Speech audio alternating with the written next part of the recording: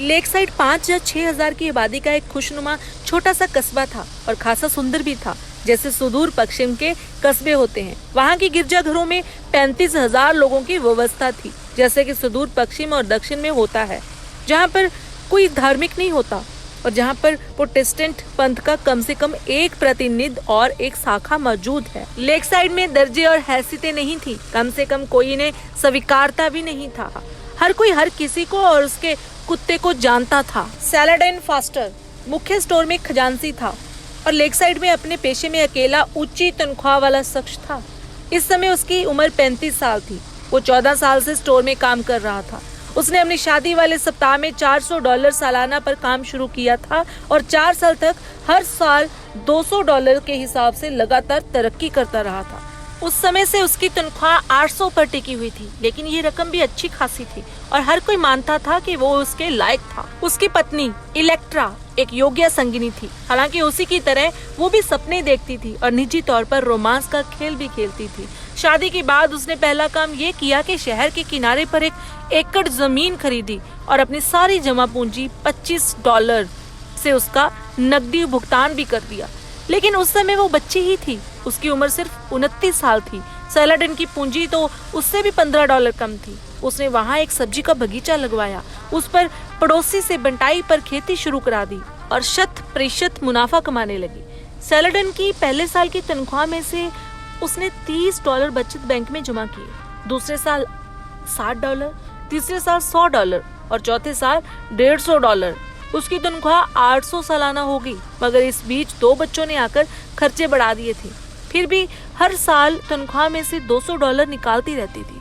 शादी के 7 साल बाद उसने अपने बगीचे में बीच $2000 खर्च करके एक सुंदर और आरामदेह मकान बना लिया था। आधा पैसा नकद चुकाया और परिवार सहित उसमें रहने लगी।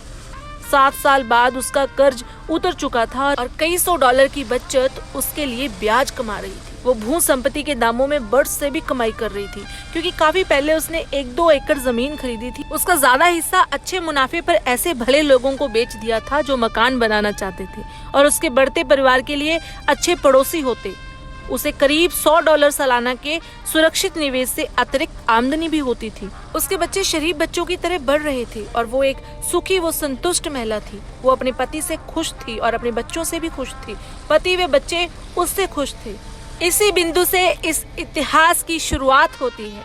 सबसे छोटी लड़की क्लाइटेम्नेस्ट्रा, जिसे क्लाइटी पुकारा जाता था, 11 साल की थी। उसकी बहन ग्वेडोलेन, जिसे ग्वेन कहते थे, 13 की थी।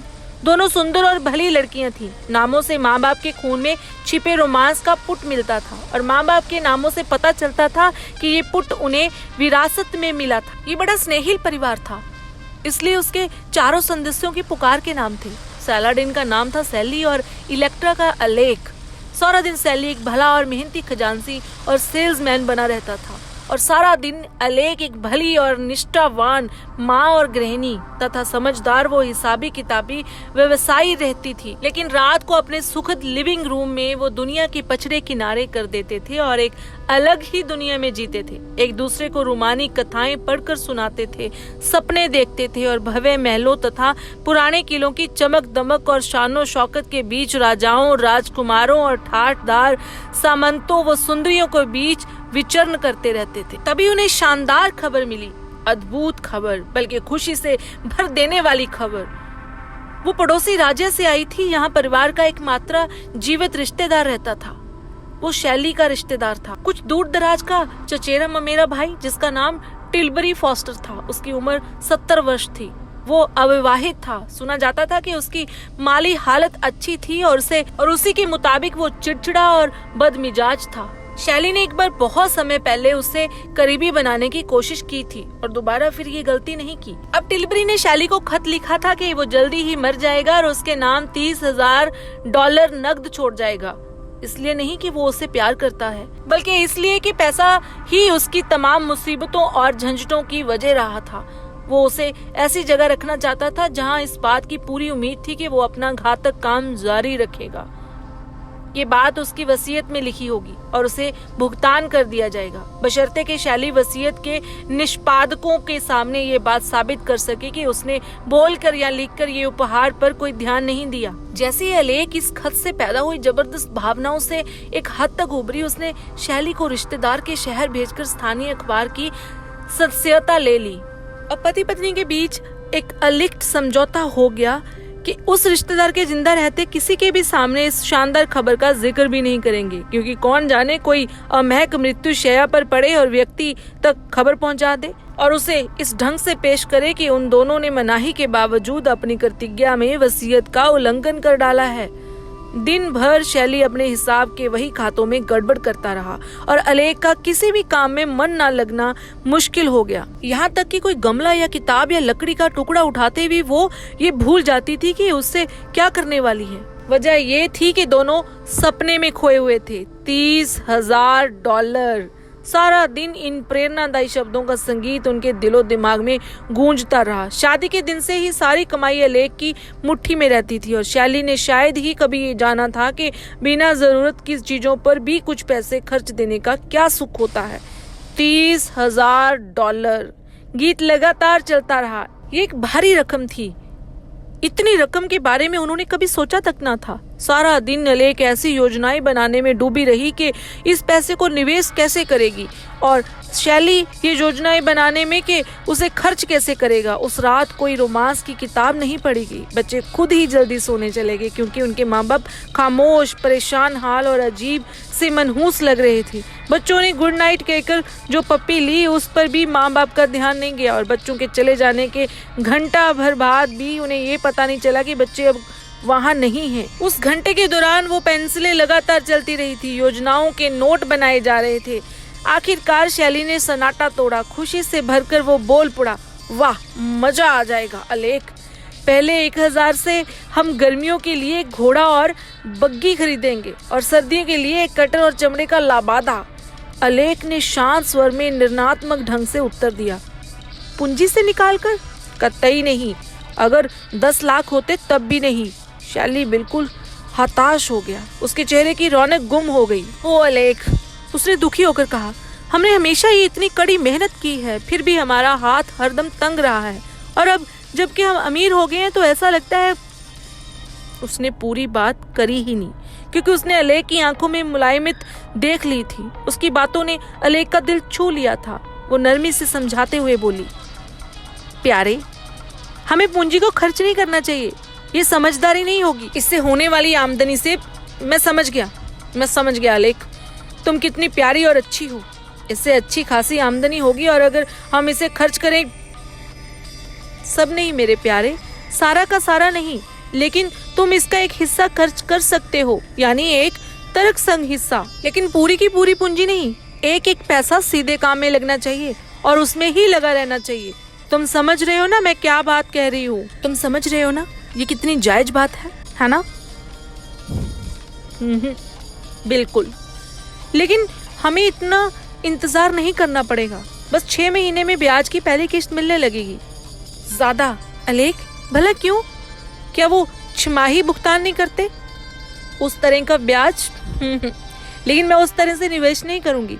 फिर किस तरह से करोगी? बड़े फायदे वाला। बड़ा? ये तो अच्छा है, बोलती जाओ अलेख। क्या होगा ये? कोयला, नई खदानें, कैनल। मेरा मतलब है हम 10,000 लगा सकते हैं, ग्राउंड फ्लोर। जब हम सब व्यवस्थित करेंगे तो हमें एक के बदले 3 शेयर मिलेंगे। कसम से सुनकर अच्छा लगता है अलेख। और फिर शेयरों की कीमत हो जाएगी। कितनी और कब? लगभग 1 साल। वो 10% छमाही भुगतान करेंगे और कीमत होगी 30,000।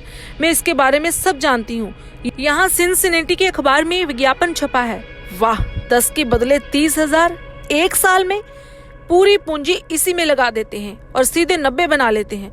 मैं अभी उन्हें खरीदने के लिए लिख देता हूँ, कल तक शायद देर हो जाए। वो लिखने की मेज की ओर लपका, लेकिन अलेख ने उसे रोककर वापस कुर्सी में बिठा दिया। उसने कहा, इस तरह बदहवास मत हो जाओ। हमें तब तक खरीदना नहीं चाहिए जब तक हमें पैसा मिल ना जाए। तुम इतना भी नहीं समझते क्या? शैली का उत्साह 1 डिग्री ठंडा हो गया, लेकिन वो पूरी तरह संतुष्ट नहीं था। क्यों अलेख? हमें मिलना ही है। तुम जानती हो, वो भी बहुत जल्दी। वो शायद इससे पहले ही सारी चिंताओं से मुक्त हो चुके हों।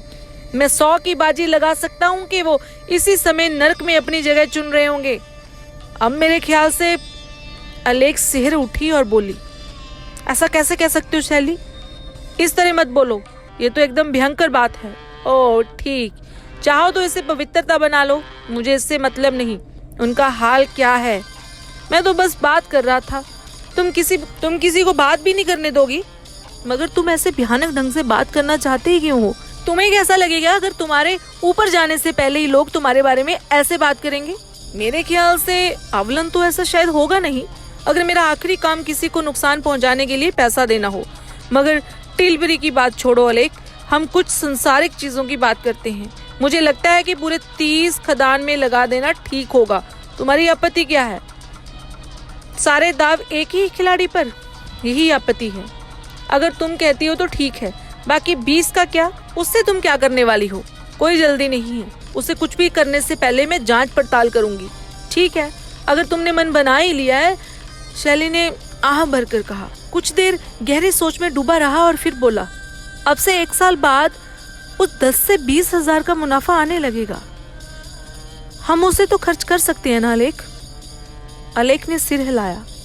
नहीं प्यारे, उसने कहा, जब तक हमें छिमाही लाभांश नहीं मिल जाता तब तक उसकी कीमत नहीं बढ़ेगी। तुम उसका एक हिस्सा खर्च कर सकते हो। बस उतना? और पूरा 1 साल इंतजार? भाड़ में जाए। मैं ओहो, धीरज रखो, ये 3 महीने में भी घोषित हो सकता है, इसकी पूरी संभावना है। अरे वाह, ओह शुक्रिया। और शैली ने उछलकर उपकृत भाव से अपनी पत्नी को चूम लिया। ये 3000 होंगे, पूरे 3000। और इसमें से कितना हम खर्च कर सकते हैं अलेख? जरा उदार होकर बताना। जरूर मेरी प्यारी। ये हुई ना बात। अलेख खुश हो गई, इतनी खुश कि वो दबाव में आ गई और एक ऐसी राशि की हामी भर दी जो उसके हिसाब से बेवकूफी भरी फिजूल खर्ची थी। $1000। शैली ने उसे आधा दर्जन बार चूमा और तब भी वो अपनी सारी खुशी और कृतज्ञता जाहिर नहीं कर पाया। कृतज्ञता और स्नेह के इस नए प्रदर्शन से अलेख दूरदृष्टा की सीमाओं से पार निकल गई और इससे पहले कि वो अपने को रोक पाती, उसने अपने प्यारे पति को एक और अनुदान दे दिया। वसीयत के बचे हुए बाकी 20 से वो साल भर में जो 50 या 60 हजार बनाने वाली थी, उसमें से 2000। शैली की आंखों में खुशी के आंसू भर गए और वो बोल उठा, ओह मैं तुम्हें गले लगाना चाहता हूँ। और उसने ऐसा ही किया। फिर वो अपने नोट्स लेकर बैठ गया और अपनी पहली खरीदारी के लिए नोट्स बनाने लगा। कौन कौन सी विलासिता की चीजें उसे सबसे पहले जुटा लेनी चाहिए। घोड़ा, बग्गी, कटर, महंगा गाउन, पेटेंट, लेदर कुत्ता, प्लग हेड, चर्च में बेंच, स्टेम, वाइंडर, नए दांत। क्या कहती हो अलेख? जोड़ लगा रही हो ना, है ना? ये भी ठीक है। क्या तुमने वो 20,000 निवेश कर दिए हैं? नहीं, उसकी कोई जल्दी नहीं है। मुझे पहले जांच पड़ताल करने और सोच लेने दो। मगर तुम हिसाब लगा रही हो, फिर किस चीज के बारे में? क्यों, मुझे कोयले से मिलने वाले 30,000 को भी तो कहीं लगाना है ना, है कि नहीं? कमाल है, क्या दिमाग पाया है। मैंने तो उसके बारे में सोचा ही नहीं था। कैसा चल रहा है? कहाँ पहुंची? ज्यादा दूर नहीं, 2 या 3 साल। मैं इसे 2 बार पूरा लगा चुकी हूँ, एक बार तेल में और दूसरी बार गेहूं में। अरे अलेख, ये तो शानदार है। कुल कितना हुआ? मेरे ख्याल से वैसे कम से कम 1,80,000 तो पक्का है, हालांकि ये शायद ज्यादा ही होगा। बाप रे, है ना जबरदस्त। कसम से इतनी मेहनत के बाद आखिरकार किस्मत हमारा साथ दे रही है अलेख। मैं तो पूरे 300 मिशनरियों को नकद लेने वाला हूँ, वरना हमें खर्चा करने का क्या अधिकार होगा? तुम इससे ज्यादा भलाई का काम नहीं कर सकते प्यारे। उदारता तो तुम्हारे स्वभाव में भी है, स्वार्थ तो तुम में है ही नहीं। तारीफ से शैली एकदम खुश हो गया, लेकिन उसने ईमानदारी दिखाते हुए कहा कि इसका श्रेय उसे नहीं बल्कि अलेख को है, क्योंकि वो ना होती तो उसे पैसे ही नहीं मिलते। फिर वो बिस्तर पर चले गए और परम सुख के सरसाम जैसी हालत में वो भूल ही गए कि बैठक खाने में मोमबत्ती जलती छोड़ दी। उन्हें ये भी नहीं याद रहा कि उन्होंने कपड़े बदले भी हैं या नहीं।